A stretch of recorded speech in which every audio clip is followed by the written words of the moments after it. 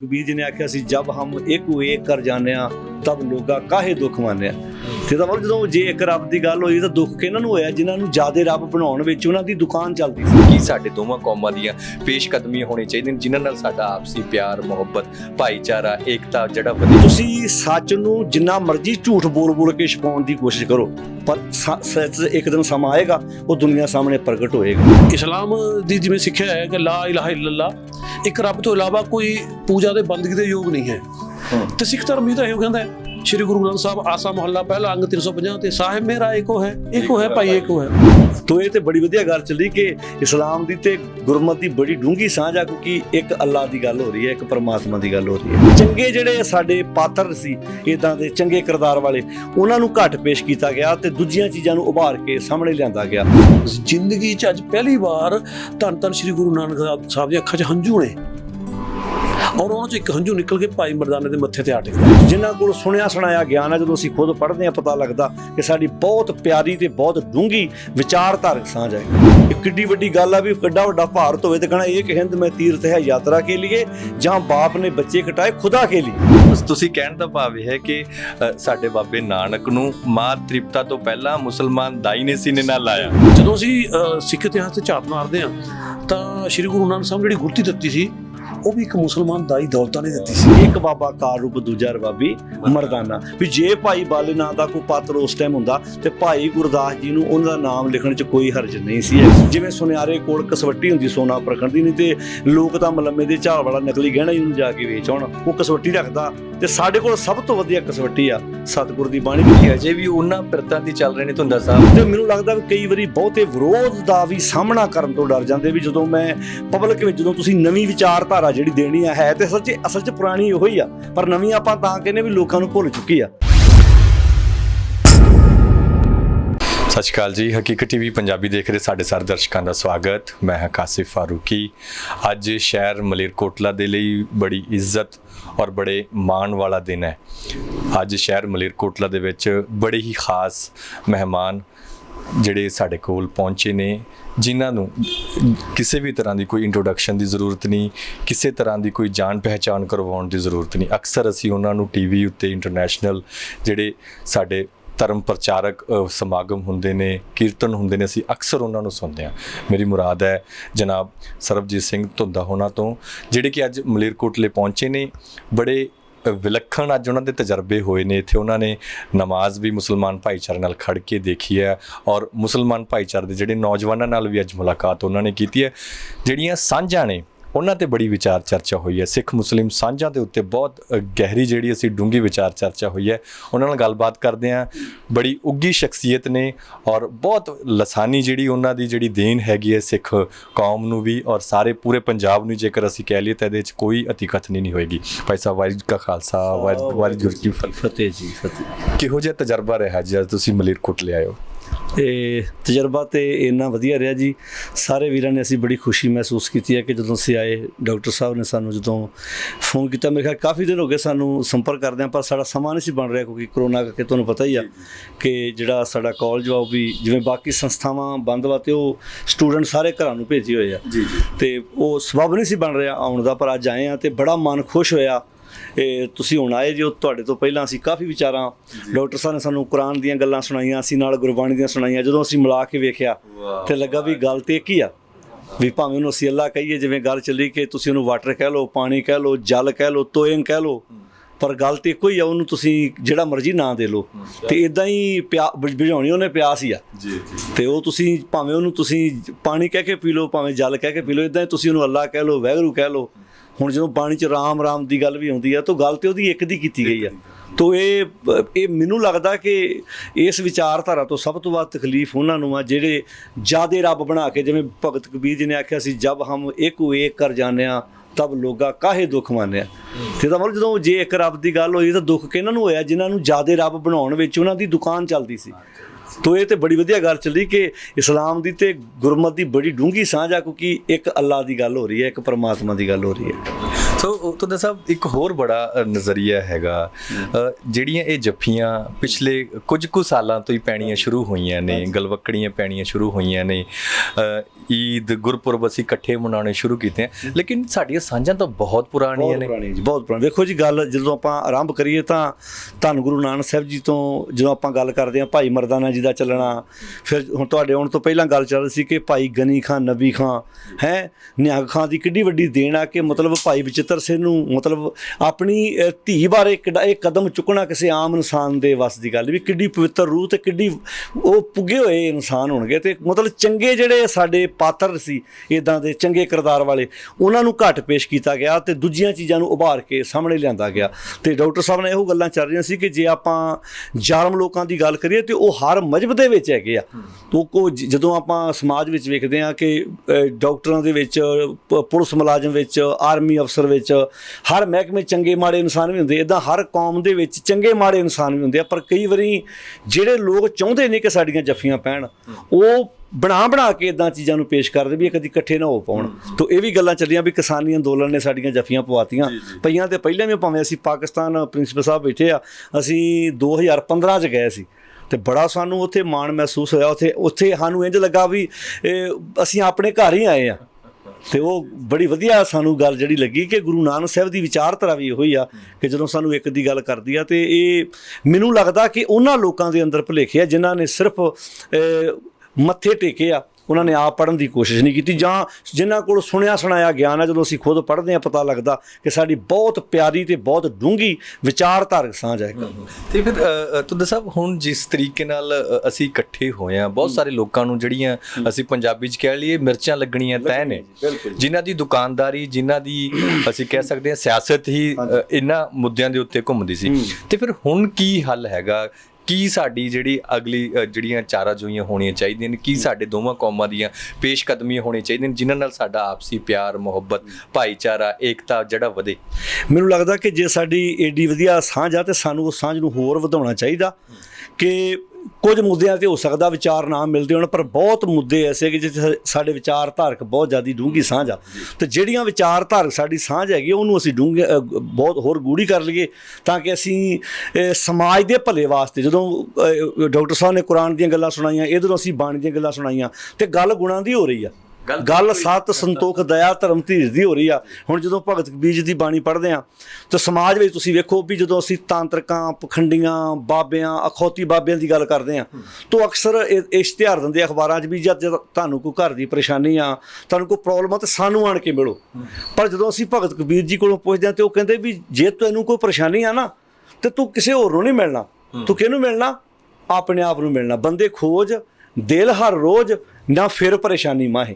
ਤਾਂ ਇਹ ਹੁਣ ਮੈਸੇਜ ਮੇਰੇ ਖਿਆਲ 'ਚ ਪੂਰੀ ਦੁਨੀਆ ਵਾਸਤੇ ਹੈ ਵੀ ਜਦੋਂ ਬੰਦਾ ਕਿਸੇ ਵੀ ਪਰੇਸ਼ਾਨੀ 'ਚ ਫਸ ਜਾਂਦਾ, ਉਹ ਜਦੋਂ ਆਪਣੇ ਆਪ ਨਾਲ ਗੱਲਾਂ ਕਰਦਾ, ਆਪਣੇ ਆਪ ਦੇ ਨਾਲ ਉਹ ਜੁੜਦਾ ਵਾ।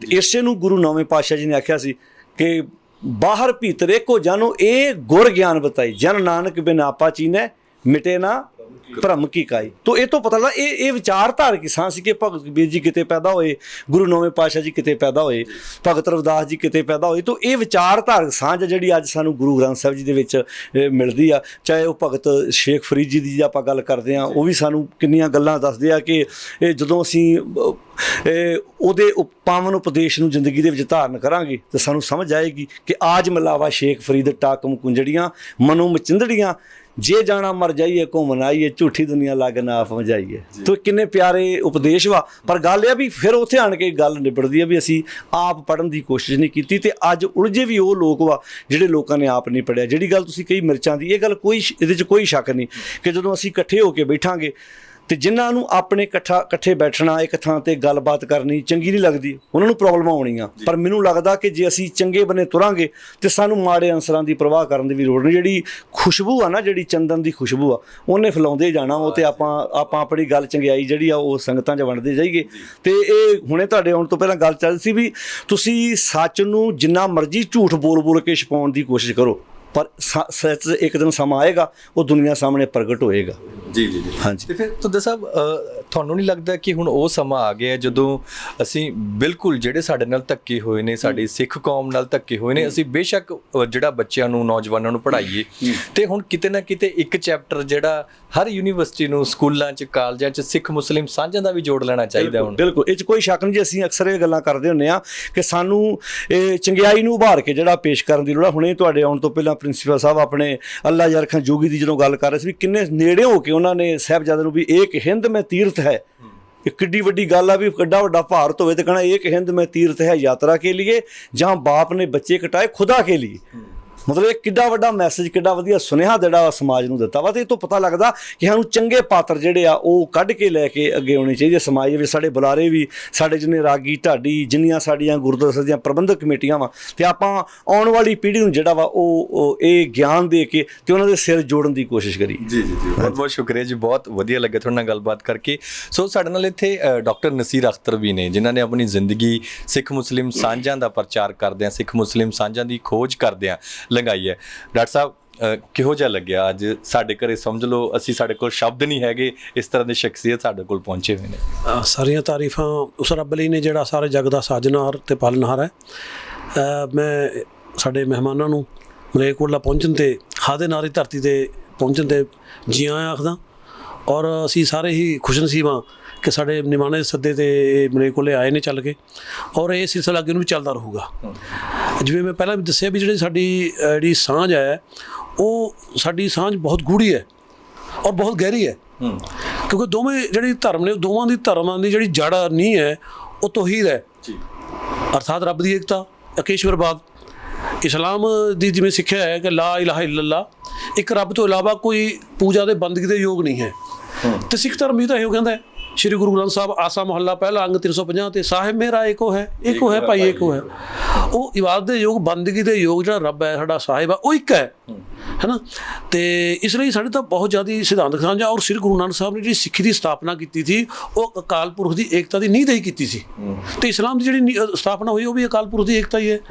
ਤੇ ਜਦੋਂ ਅਸੀਂ ਸਿੱਖ ਇਤਿਹਾਸ 'ਤੇ ਝਾਤ ਮਾਰਦੇ ਹਾਂ ਤਾਂ ਸ਼੍ਰੀ ਗੁਰੂ ਨਾਨਕ ਸਾਹਿਬ ਨੇ ਜਿਹੜੀ ਗੁਰਤੀ ਦਿੱਤੀ ਸੀ, ਉਹ ਵੀ ਇੱਕ ਮੁਸਲਮਾਨ ਦਾਈ ਦੌਲਤਾਂ ਨੇ ਦਿੱਤੀ ਸੀ, ਜਿਹਦਾ ਬਹੁਤ ਸੋਹਣਾ ਵਰਣਨ ਕਰਦੇ ਪ੍ਰੋਫੈਸਰ ਮੋਹਨ ਸਿੰਘ ਜੀ ਆਪਣੀ ਨਾਨਕ ਪ੍ਰਕਾਸ਼ ਪੱਤਰਕਾ ਮਾਰਚ 1969 'ਚ ਲਿਖਦੇ ਨੇ, ਉਸੇ ਹੀ ਪਲ ਜਨਮਿਆ ਕਾਲੂ ਦੇ ਘਰ ਬਾਲ, ਮਾਤਾ ਤਿਰਪਤਾ ਹੋ ਗਈ ਤੱਕਨ ਸਾਰ ਨਿਹਾਲ, ਲਾਇਆ ਦਾਈ ਦੌਲਤਾਂ ਚੁੱਕ ਕਲੇਜੇ ਨਾਲ, ਕੋਸੇ ਪਾਣੀ ਨਾਲ ਫਿਰ ਦਿੱਤਾ ਤੁਰਤ ਨਿਹਾਲ, ਪੱਟ ਦੇ ਵਿੱਚ ਲਪੇਟਿਆ, ਪੱਟ ਕਹਿੰਦੇ ਰੇਸ਼ਮੀ ਕੱਪੜੇ ਨੂੰ, ਪੱਟ ਦੇ ਵਿੱਚ ਲਪੇਟਿਆ ਕੀਤੀ ਤੁਰਤ ਸੰਭਾਲ, ਫਿਰ ਬਿਸਮਿਲ੍ਲਾ ਆਖੇ ਦਿੱਤਾ ਸ਼ਹਿਦ ਚਟਾਲ। ਗੁਰਤੀ ਸਾਡੀ ਦਿੱਤੀ ਹੋਈ ਹੈ। ਸਾਡੇ ਫਰਕ ਕਿੱਥੇ ਰਹਿ ਗਿਆ? ਸ਼ੁਰੂਆਤ ਹੀ ਹੁੰਦੀ ਹੈ ਨਾ। ਫਿਰ ਜੋ ਤੁਸੀਂ ਕਹਿਣ ਦਾ ਭਾਵ ਇਹ ਹੈ ਕਿ ਸਾਡੇ ਬਾਬੇ ਨਾਨਕ ਨੂੰ ਮਾਂ ਤ੍ਰਿਪਤਾ ਤੋਂ ਪਹਿਲਾਂ ਮੁਸਲਮਾਨ ਦਾਈ ਨੇ ਸੀਨੇ ਨਾਲ ਲਾਇਆ।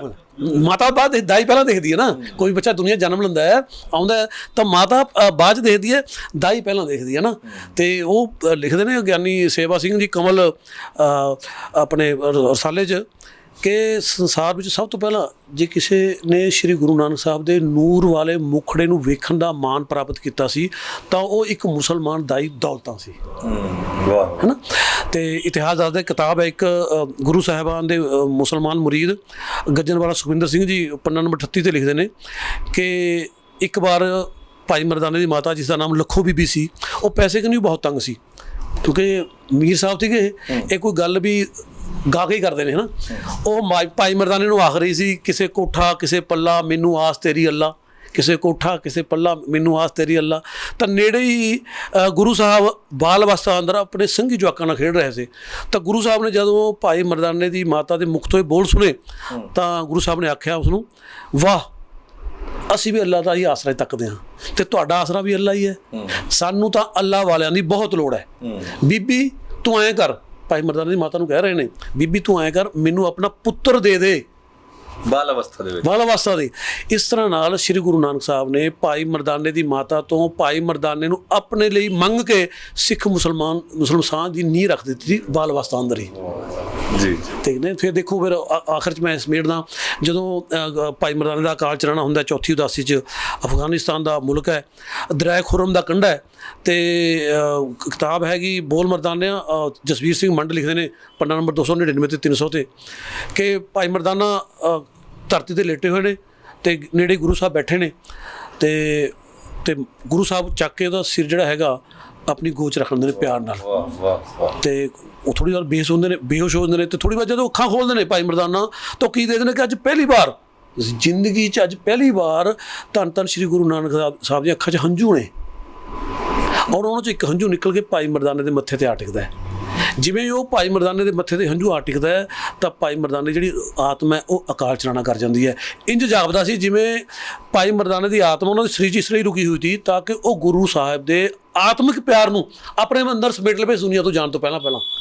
ਜਿਵੇਂ ਉਹ ਹੰਝੂ ਉਹਨਾਂ ਦੇ ਮੱਥੇ ਤੇ ਗਿਰਿਆ ਤਾਂ ਭਾਈ ਮਰਦਾਨੇ ਦਾ ਅਕਾਲ ਚਲਾਣਾ ਹੋ ਗਿਆ ਤੇ ਗੁਰੂ ਸਾਹਿਬ ਨੇ ਆਪਣੇ ਉੱਪਰ ਲਈ ਚੱਦਰ ਉਤਾਰ ਕੇ ਭਾਈ ਮਰਦਾਨੇ ਦੇ ਮ੍ਰਿਤਕ ਸਰੀਰ ਤੇ ਪਾ ਦਿੱਤੀ।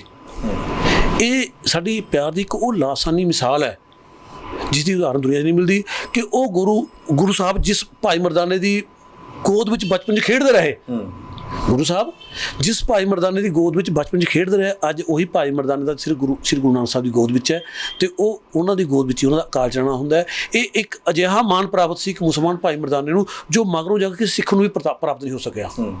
ਤੇ ਇਤਿਹਾਸ ਦੱਸਦਾ ਗਿਆਨੀ ਗਿਆਨ ਸਿੰਘ ਜੀ ਤਵਾਰੀ ਗੁਰੂ ਖਾਲਸਾ ਉਰਦੂ ਪੰਨਾ ਨੰਬਰ 51 ਲਿਖਦੇ ਨੇ ਕਿ ਧੰਨ ਧੰਨ ਸ਼੍ਰੀ ਗੁਰੂ ਨਾਨਕ ਸਾਹਿਬ ਨੇ ਆਪਣੇ ਇਸ ਜੀਵਨ ਸਾਥੀ ਦਾ ਆਪਣੇ ਹੱਥੀਂ ਹੀ ਕਫਨ ਦਫਨ ਅੰਤਰ ਸੰਸਕਾਰ ਕੀਤਾ ਸੀ। ਔਰ ਇਤਿਹਾਸ ਇਹ ਵੀ ਦੱਸਦਾ ਹੈ ਕਿ ਗੁਰੂ ਸਾਹਿਬ ਨੇ ਆਪਣੀ ਚੌਥੀ ਉਦਾਸੀ ਉੱਥੇ ਖਤਮ ਕਰਤੀ। ਉਸ ਤੋਂ ਬਾਅਦ ਗੁਰੂ ਸਾਹਿਬ ਨੇ ਕੋਈ ਉਦਾਸੀ ਨਹੀਂ ਕੀਤੀ ਤੇ ਇਹ ਜੇ ਮੇਰਾ ਯਾਰ ਨਹੀਂ ਤਾਂ ਮੇਰੀ ਉਦਾਸੀ ਵੀ ਹੈ ਨਹੀਂ, ਹੈ ਨਾ।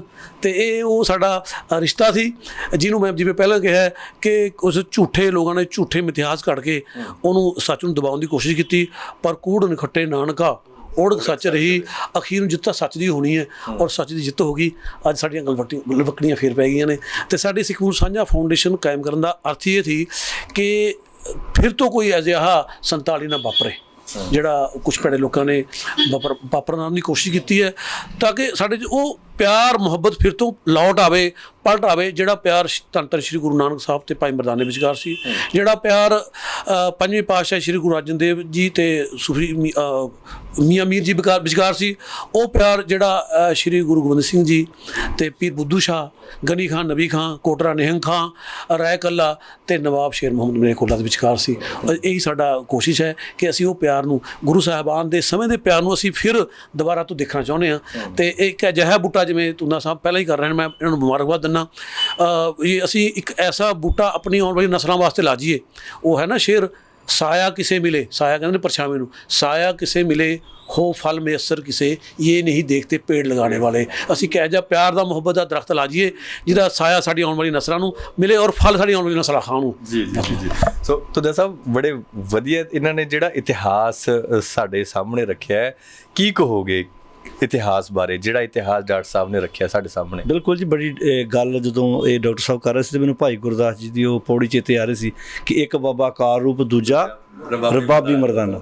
ਤਾਂ ਕਿੱਡੀ ਮਾਣ ਵਾਲੀ ਗੱਲ ਸੀ ਕਿ ਜਦੋਂ ਗੁਰੂ ਨਾਨਕ ਸਾਹਿਬ ਇਹ ਸੁਨੇਹਾ ਦੇਣ ਵਾਸਤੇ ਜਾਂਦੇ ਆ ਤੇ ਭਾਈ ਮਰਦਾਨਾ ਜੀ ਨੂੰ ਨਾਲ ਤੋਰਦੇ ਆ ਤੇ ਜਿਹੜਾ ਵੀ ਉਪਦੇਸ਼ ਉਹਨਾਂ ਨੇ ਗਾ ਕੇ ਜਿਹੜਾ ਪ੍ਰਚਾਰ ਕਰਕੇ ਦਿੱਤਾ ਤੇ ਜਿੰਨੀ ਵੀ ਗੁਰੂ ਨਾਨਕ ਸਾਹਿਬ ਜੀ ਦੀ ਸਮਾਜ ਨੂੰ ਦੇਣ ਵਾ ਤੇ ਇਹ ਕਹਿ ਸਕਦੇ ਕਿ ਭਾਈ ਮਰਦਾਨਾ ਜੀ ਮੋਢੇ ਨਾਲ ਮੋਢਾ ਜੋੜ ਕੇ ਗੁਰੂ ਨਾਨਕ ਸਾਹਿਬ ਜੀ ਦੇ ਚੱਲੇ ਆ। ਤੇ ਸਾਨੂੰ ਇਹ ਚੀਜ਼ਾਂ ਸਮਾਜ ਦੇ ਵਿੱਚ ਜਿਹੜੀਆਂ ਵਾ ਉਹ ਪ੍ਰਚਾਰਨੀਆਂ ਚਾਹੀਦੀਆਂ, ਲੋਕਾਂ ਦੇ ਵਿੱਚ ਲੈ ਕੇ ਜਾਣੀਆਂ ਚਾਹੀਦੀਆਂ। ਤੇ ਨਾਲ ਇਹ ਵੀ ਗੱਲ ਕਰਦੇ ਹਾਂ ਕਿ ਇਹਦੇ ਨਾਲ ਇੱਕ ਜਦੋਂ ਭਾਈ ਬਾਲਾ ਜੀ ਦਾ ਜ਼ਿਕਰ ਕੀਤਾ ਜਾਂਦਾ, ਉਹ ਘੜਿਆ ਗਿਆ ਇੱਕ ਪਾਤਰ ਵਾ ਕਿ ਭਾਈ ਮਰਦਾਨਾ ਜੀ ਨੂੰ ਥੱਲੇ ਰੱਖਣ ਵਾਸਤੇ ਸਭ ਤੋਂ ਵੱਡੀ ਸਾਡੇ ਕੋਲ ਗਵਾਹੀ ਭਾਈ ਮਰਦਾਨਾ ਜੀ ਦੀ ਭਾਈ ਗੁਰਦਾਸ ਜੀ ਆ ਕਿ ਇੱਕ ਬਾਬਾ ਕਾਰ ਰੂਪ, ਦੂਜਾ ਰਬਾਬੀ ਮਰਦਾਨਾ। ਵੀ ਜੇ ਭਾਈ ਬਾਲੇ ਨਾਂ ਦਾ ਕੋਈ ਪਾਤਰ ਉਸ ਟਾਈਮ ਹੁੰਦਾ ਤੇ ਭਾਈ ਗੁਰਦਾਸ ਜੀ ਨੂੰ ਉਹਨਾਂ ਦਾ ਨਾਮ ਲਿਖਣ 'ਚ ਕੋਈ ਹਰਜ ਨਹੀਂ ਸੀ ਹੈਗਾ, ਉਹ ਲਿਖ ਸਕਦੇ ਸੀ, ਪਰ ਉਹਨਾਂ ਕਹਿੰਦੇ ਨਹੀਂ ਭਾਈ ਇੱਕੋ ਹੀ ਆ, ਉਹ ਇੱਕ ਬਾਬਾ ਕਾਰ ਰੂਪ ਤੇ ਦੂਜਾ ਰਬਾਬੀ ਮਰਦਾਨਾ। ਤਾਂ ਮੇਰੇ ਖਿਆਲ 'ਚ ਸਾਨੂੰ ਇਸ ਚੀਜ਼ ਤੇ ਵੱਧ ਜ਼ੋਰ ਦੇਣਾ ਚਾਹੀਦਾ। ਤੋਂ ਜਨਮ ਸਾਖੀਆਂ ਚੀਜ਼ਾਂ ਬਣਾ ਕੇ ਜਿਵੇਂ ਮਨ ਘੜਤ ਕਹਾਣੀਆਂ ਬਣਾ ਕੇ ਜੇ ਭੁੱਖ ਲੱਗਦੀ ਹੈ ਤਾਂ ਭਾਈ ਮਰਦਾਨੇ ਨੂੰ ਲੱਗਦੀ ਆ, ਬਾਲੇ ਨੂੰ ਨਹੀਂ ਲੱਗਦੀ। ਤੋਂ ਇਦਾਂ ਦੀਆਂ ਕਹਾਣੀਆਂ ਬਣਾ ਕੇ ਮਤਲਬ ਪੇਸ਼ ਕੀਤਾ ਗਿਆ ਵੀ ਜਿਹੜਾ ਅੰਦਰੋਂ ਤ੍ਰਿਪਤ ਹੋਵੇ, ਵੀ ਉਹ ਸਿਰਫ ਰੋਟੀਆਂ ਕਰਕੇ ਮਤਲਬ ਇਦਾਂ ਦੀ ਜਿਹੜੀ ਉਹਨਾਂ ਦੀ ਸੋਚ ਬਣਾ ਦਿੱਤੀ ਗਈ ਆ। ਤੋਂ ਇਸ ਕਰਕੇ ਸਾਨੂੰ ਇਹ ਜਿਹੜਾ ਵੀ ਇਤਿਹਾਸ ਸਾਡੇ ਵੀਰਾਂ ਨੇ ਸੰਗਤ ਵਿੱਚ ਸੁਣਾਉਣਾ ਵਾ, ਉਹਦੀ ਕਸਵੱਟੀ ਜਿਹੜੀ ਆ ਉਹ ਸਤਿਗੁਰ ਦੀ ਬਾਣੀ ਰੱਖੀ ਜਾਵੇ। ਜਿਵੇਂ ਸੁਨਿਆਰੇ ਕੋਲ ਕਸਵੱਟੀ ਹੁੰਦੀ ਸੋਨਾ ਪਰਖਣ ਦੀ, ਨਹੀਂ ਤੇ ਲੋਕ ਤਾਂ ਮਲੰਮੇ ਦੇ ਝਾਲ ਵਾਲਾ ਨਕਲੀ ਗਹਿਣਾ ਹੀ ਉਹਨੂੰ ਜਾ ਕੇ ਵੇਚ ਆਉਣ, ਉਹ ਕਸਵੱਟੀ ਰੱਖਦਾ। ਤੇ ਸਾਡੇ ਕੋਲ ਸਭ ਤੋਂ ਵਧੀਆ ਕਸਵੱਟੀ ਆ ਸਤਿਗੁਰ ਦੀ ਬਾਣੀ। ਵੀ ਕੋਈ ਵੀ ਇਤਿਹਾਸ ਦੀ ਆਪਾਂ ਘਟਨਾ ਸੁਣਾਉਣੀ ਆ, ਜੇ ਤੇ ਸਤਿਗੁਰ ਦੀ ਬਾਣੀ ਦੇ ਮੁਤਾਬਕ ਉਹ ਫਿੱਟ ਬਹਿੰਦੀ ਆ ਜਾਂ ਗੁਰੂ ਸਾਹਿਬ ਦੀ ਸਿੱਖਾਂ ਦੀ ਸ਼ਖਸੀਅਤ ਨੂੰ ਸਮਾਜ ਦੇ ਸਾਹਮਣੇ ਵਧੀਆ ਪੇਸ਼ ਕਰਦੀ, ਸੁਣਾਓ, ਨਹੀਂ ਤਾਂ ਉਸ ਚੀਜ਼ ਨੂੰ ਛੱਡ ਦਿਓ। ਸਿਰਫ ਉਹ ਇਤਿਹਾਸ ਰੱਖੀਏ ਜਿਹੜਾ ਸਤਿਗੁਰ ਦੀ ਬਾਣੀ ਦੀ ਕਸਵੱਟੀ ਤੇ ਖਰਾ ਉਤਰਦਾ। ਪਰ ਕੁਝ ਕੁ ਰਾਗੀ ਢਾਡੀ ਅਜੇ ਵੀ ਉਹਨਾਂ ਪਿਰਤਾਂ ਤੇ ਚੱਲ ਰਹੇ ਨੇ ਤੁੰਦਾ ਸਾਹਿਬ, ਉਹਦੇ ਪਿੱਛੇ ਕਿਤੇ ਨਾ ਕਿਤੇ ਮੈਂ ਕਾਰਨ ਸਮਝਦਾ ਕਿ ਉਹਨਾਂ ਦੀ ਜਿਹੜੀ ਬੇਸਿਕ ਐਜੂਕੇਸ਼ਨ ਆ ਵੀ ਜਿਨ੍ਹਾਂ ਸੰਸਥਾਵਾਂ 'ਚੋਂ ਉਹਨਾਂ ਨੇ ਪੜ੍ਹਿਆ ਵਾ ਜਾਂ ਉਹਨਾਂ ਨੂੰ ਜਿੱਦਾਂ ਦਾ ਉਹਨਾਂ ਨੂੰ ਗਿਆਨ ਦਿੱਤਾ ਹੋਇਆ ਉਹ ਤੋਂ ਪਿੱਛੇ ਹਟਣ ਨੂੰ ਤਿਆਰ ਨਹੀਂ। ਅਤੇ ਮੈਨੂੰ ਲੱਗਦਾ ਵੀ ਕਈ ਵਾਰੀ ਬਹੁਤੇ ਵਿਰੋਧ ਦਾ ਵੀ ਸਾਹਮਣਾ ਕਰਨ ਤੋਂ ਡਰ ਜਾਂਦੇ ਵੀ ਜਦੋਂ ਮੈਂ ਪਬਲਿਕ ਵਿੱਚ ਜਦੋਂ ਤੁਸੀਂ ਨਵੀਂ ਵਿਚਾਰਧਾਰਾ ਜਿਹੜੀ ਦੇਣੀ ਹੈ ਤੇ ਅਸਲ 'ਚ ਪੁਰਾਣੀ ਉਹੋ ਹੀ ਆ, ਪਰ ਨਵੀਂ ਆਪਾਂ ਤਾਂ ਕਹਿੰਦੇ ਵੀ ਲੋਕਾਂ ਨੂੰ ਭੁੱਲ ਚੁੱਕੀ ਆ। ਜਦੋਂ ਇਹ ਵਿਚਾਰਧਾਰਾ ਦੇਣੀ ਆ ਤੇ ਸੁਭਾਵਿਕ ਆ ਵਿਰੋਧ ਵੀ ਹੋਣਾ, ਉਹਨਾਂ ਦੇ ਗਲ ਵੀ ਕੋਈ ਪੈ ਸਕਦਾ। ਤਾਂ ਮੈਨੂੰ ਲੱਗਦਾ ਵੀ ਕਿਤੇ ਨਾ ਕਿਤੇ ਉਹ ਇਸ ਚੀਜ਼ ਤੋਂ ਡਰਦੇ ਵੀ ਉਹ ਗੱਲ ਸੁਣਾਉਂਦੇ ਨਹੀਂ। ਬਹੁਤਿਆਂ ਨੂੰ ਪਤਾ ਨਹੀਂ, ਜਿਨ੍ਹਾਂ ਨੂੰ ਪਤਾ ਵਾ ਉਹ ਵਿਰੋਧ ਤੋਂ ਵੀ ਸਾਡਾ ਵਿਰੋਧ ਨਾ ਹੋਵੇ, ਸਾਡੇ ਲੋਕ ਗੱਲ ਨਾ ਪੈਣ, ਉਹ ਕਹਿੰਦੇ ਜੋ ਪਬਲਿਕ ਸੁਣਨਾ ਚਾਹੁੰਦੀ ਆ ਉਹ ਅਸੀਂ ਸੁਣਾ ਦਈਏ। ਪਰ ਮਰੀਜ਼ ਤੇ ਤਾਂ ਹੀ ਠੀਕ ਹੋਏਗਾ ਨਾ ਜੇ ਡਾਕਟਰ ਦੀ ਸਲਾਹ ਮੁਤਾਬਕ ਉਹ ਦਵਾਈ ਖਾਏਗਾ। ਜੇ ਕਵੇ ਕਿ ਮੈਂ ਠੀਕ ਵੀ ਹੋਵਾਂ ਪਰ ਮੈਨੂੰ ਡਾਕਟਰ ਸਾਹਿਬ ਰੋਕਣ ਵੀ ਨਾ ਖਾਣ ਤੋਂ, ਮੈਨੂੰ ਨਹੀਂ ਲੱਗਦਾ ਦੁਨੀਆ ਦਾ ਕੋਈ ਮਰੀਜ਼ ਠੀਕ ਹੋਵੇ। ਠੀਕ ਤਾਂ ਹੀ ਹੋਏਗਾ ਜੋ ਡਾਕਟਰ ਸਾਹਿਬ ਸਲਾਹ ਦਿੰਦੇ ਆ ਵੀ ਆਹ ਖਾਣਾ ਆਹ ਨਹੀਂ ਖਾਣਾ। ਇੱਦਾਂ ਸਾਨੂੰ ਆਪਣੇ ਗੁਰੂ ਦੀ ਗੱਲ ਜਿਹੜੀ ਆ ਸੁਣਨੀ ਪਵੇਗੀ। ਜੀ ਬਹੁਤ ਬਹੁਤ ਸ਼ੁਕਰੀਆ ਜੀ, ਤੁਸੀਂ ਤੁਹਾਡਾ ਬਹੁਤ ਟਾਈਮ ਅਸੀਂ ਲਿਆ, ਇਸ ਲਈ ਵੀ ਅਸੀਂ ਮਾਫੀ ਚਾਹੁੰਦੇ ਹਾਂ, ਔਨ ਰਿਕਾਰਡ ਮਾਫੀ ਚਾਹੁੰਦੇ ਹਾਂ ਤੁਹਾਡੇ ਕੋਲੋਂ ਕਿ ਅਸੀਂ ਲੇਟ ਹੋ ਗਏ। ਸੋ ਬਹੁਤ ਬਹੁਤ ਸ਼ੁਕਰੀਆ, ਤੁਸੀਂ ਸਮਾਂ ਦਿੱਤਾ ਸਾਡੇ ਸਾਰਿਆਂ ਦਾ। ਸੋ ਇਹ ਸਨ ਸਰਬਜੀਤ ਸਿੰਘ ਧੁੰਦਾ ਜਿਨ੍ਹਾਂ ਨੇ ਬੜੇ ਹੀ ਪਿਆਰ ਮੁਹੱਬਤ ਦੀਆਂ ਗੱਲਾਂ ਕੀਤੀਆਂ ਨੇ, ਔਰ ਉਹਨਾਂ ਨੇ ਇੱਕ ਗੱਲ ਬਿਲਕੁਲ ਸਾਫ਼ ਕਰ ਦਿੱਤੀ ਹੈ ਕਿ ਝੂਠ ਨੂੰ ਜਿੰਨਾ ਮਰਜ਼ੀ ਅਸੀਂ ਆਪਣੇ ਲੜ ਲਾ ਲਈਏ ਲੇਕਿਨ ਉਹਦੇ ਤੇ ਇੱਕ ਦਿਨ ਜਿਹੜੀ ਸੱਚ ਨੇ ਫਤਿਹ ਪਾਉਣੀ ਹੈ, ਔਰ ਇਹ ਫਤਿਹ ਜਿਹੜੀ ਸਿੱਖ ਮੁਸਲਿਮ ਸਾਂਝਾਂ ਦੇ ਰੂਪ ਦੇ ਵਿੱਚ ਉਸ ਕੌੜੇ ਇਤਿਹਾਸ ਨੂੰ, ਉਹ ਅਫਵਾਹੀ ਇਤਿਹਾਸ ਨੂੰ ਜਿਹੜਾ ਇੱਕ ਦਿਨ ਖਤਮ ਕਰਨਾ ਹੀ ਪਵੇਗਾ। ਉਹਨਾਂ ਨੇ ਨਾਲੋਂ ਨਾਲ ਇਹ ਵੀ ਕਿਹਾ ਹੈ ਕਿ ਬਹੁਤ ਸਾਰੀਆਂ ਗੱਲਾਂ ਅਜਿਹੀਆਂ ਨੇ ਜਿਨ੍ਹਾਂ ਨੂੰ ਇੱਕ ਪਾਸੇ ਰੱਖ ਕੇ, ਔਰ ਬਹੁਤ ਸਾਰੀਆਂ ਗੱਲਾਂ ਅਜਿਹੀਆਂ ਜਿਸ ਤੇ ਅਸੀਂ ਇੱਕਸਾਰ ਆਪਣੀ ਜਿਹੜੀ ਤਰਬੀਅਤ ਹੈ ਇੱਕ ਸਾਥ ਅਸੀਂ ਇਕੱਠੇ ਹੋ ਕੇ ਚੱਲ ਸਕਦੇ ਹਾਂ।